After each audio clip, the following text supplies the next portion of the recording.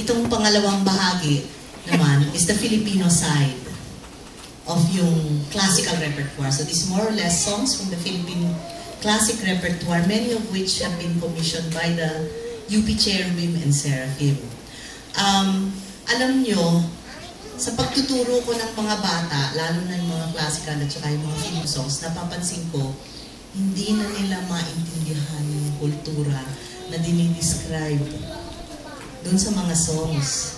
So, itong unang kanta namin, yung Salibis ng Nayon, mabuti na lang, when we learned this song, we were in Batangas, in a small town there. But we have to take them up to the bukid so that they could actually hear what is called lawiswis ng kawayan. Because they didn't know what the sound of the lawiswis kawayan is, and I'm asking you, that do any of you know the sound? Yung lagutok ng kawayan, which is called, okay, sila hindi. So hinanap pa namin. Tapos yung mga animals, yung mga manok nang nagtatakbuhan, we had to really research on that. We went on field trips just to see what this looked like. And hopefully, it translates to the song. So ladies and gentlemen, a big, very popular hit of the 1950s, Salibis ng Nayon by Santiago Suarez.